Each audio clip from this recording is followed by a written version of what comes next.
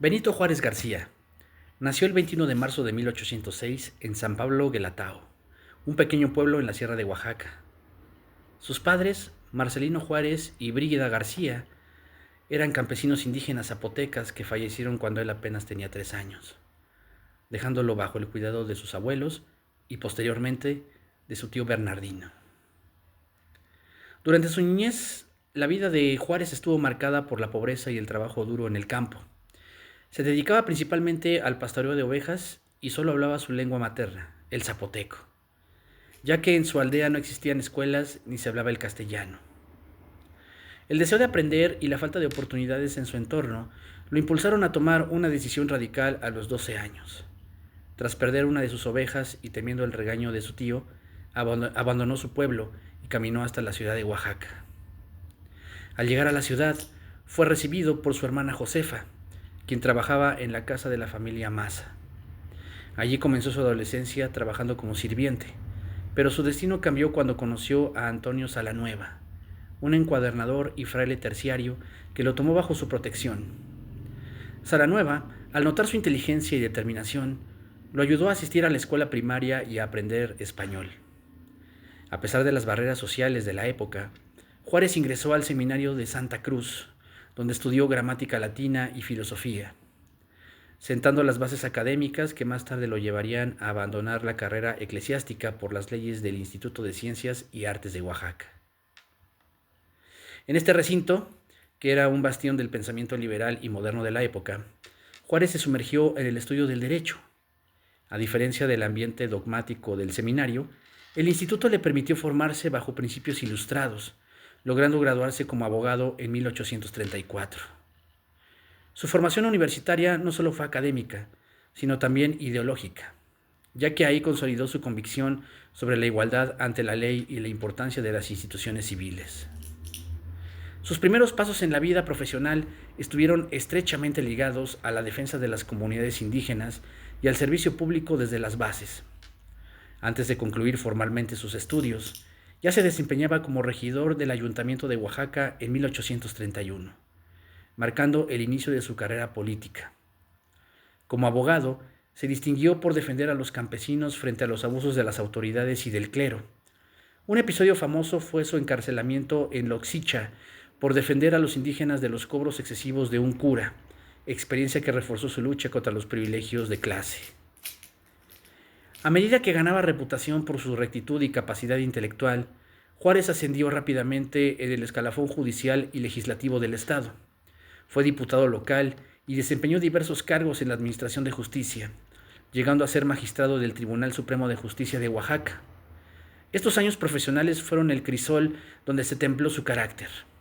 La combinación de su labor jurídica con una creciente participación en logias masónicas y grupos liberales lo preparó para convertirse en una figura clave de la resistencia republicana, culminando esta etapa con su llegada a la gubernatura de Oaxaca en 1847. Esto consolidó a Benito Juárez como un administrador excepcional y un reformista pragmático. Durante su gestión se enfocó en el saneamiento de las finanzas públicas, logrando un superávit inédito, y priorizó la educación mediante la fundación de numerosas escuelas y el fortalecimiento del Instituto de Ciencias y Artes. Su gobierno se caracterizó por una visión modernizadora que incluyó la construcción de caminos y la elaboración de una carta geográfica del Estado, estableciendo un modelo de justa medianía y austeridad republicana que marcaría el resto de su carrera política. Tras un periodo de exilio en Nueva Orleans, provocado por la dictadura de Santana, Juárez regresó a México para sumarse a la Revolución de Ayutla. Su ascenso al plano nacional fue meteórico. Fungió como ministro de Justicia, donde promulgó la trascendental Ley Juárez, que abolía los fueros eclesiásticos y militares, y en 1857 fue electo por voto popular como presidente de la Suprema Corte de Justicia de la Nación. Este cargo no solo representaba la máxima autoridad judicial, sino que de acuerdo con la Constitución de 1857 lo convertía en el sucesor legal inmediato de la presidencia en caso de falta del titular. La llegada definitiva de Juárez a la presidencia de la República ocurrió en un clima de alta tensión institucional, en enero de 1858. Ante el autogolpe de Estado de Ignacio Comonfort, quien se adhirió al plan de Tacubaya para desconocer la Constitución, Juárez asumió la primera magistratura por ministerio de ley. Pese a ser perseguido y encarcelado inicialmente, logró establecer un gobierno legítimo en Guanajuato y posteriormente en Veracruz, iniciando un mandato que duraría hasta su muerte en 1872. Durante estos años lideró la resistencia contra la intervención francesa y el Segundo Imperio, consolidando finalmente la República restaurada y el Estado laico en México. La Guerra de Reforma, que estalló tras el golpe de Estado contra la Constitución de 1857, obligó a Juárez a encabezar un gobierno itinerante para salvaguardar la legalidad republicana. Durante este sangriento conflicto entre liberales y conservadores, Juárez tomó la audaz decisión de radicalizar su postura política desde Veracruz, promulgando en 1859 las leyes de reforma, las cuales establecieron la separación definitiva entre el Estado y la Iglesia, la nacionalización de bienes eclesiásticos y la creación del registro civil. Estas medidas no solo buscaban debilitar el poder económico del bando conservador, sino que sentaron las bases de un México moderno y laico, permitiendo que el bando liberal finalmente triunfara en el campo de batalla a principios de 1861. Sin embargo, la paz fue breve, ya que la suspensión de pagos de la deuda externa provocó la intervención francesa y la imposición del Segundo Imperio Mexicano bajo Maximiliano de Habsburgo. Juárez se vio forzado nuevamente a emprender un largo peregrinaje hacia el norte del país, llevando consigo el archivo de la nación en una carreta y manteniendo encendida la llama de la resistencia republicana desde la frontera. Tras años de lucha de guerrillas y el retiro del apoyo militar de Napoleón III a Maximiliano, las fuerzas liberales recuperaron el control del territorio, caminando con el sitio de Querétaro y la ejecución del archiduque en el Cerro de las Campanas en junio de 1867. La entrada triunfal de Juárez a la Ciudad de México el 15 de julio de 1867 simbolizó la victoria definitiva de la República sobre la monarquía y la influencia extranjera. Al llegar a la capital, Juárez fue recibido por una multitud eufórica que celebraba el fin de los años de ocupación y guerra civil.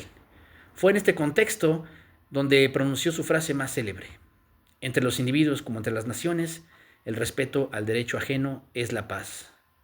Acto que marcó el inicio de la República restaurada, un periodo de reconstrucción nacional donde Juárez buscó consolidar las instituciones democráticas y fomentar la educación como motor del progreso social.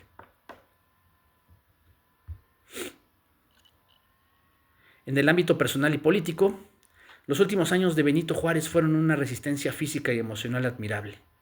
En 1871, tras una polémica reelección que provocó el levantamiento de Porfirio Díaz bajo el Plan de la Noria, el presidente tuvo que lidiar con rebeliones armadas mientras sufría el profundo dolor de la pérdida de su esposa, Margarita Maza, quien falleció a principios de ese mismo año.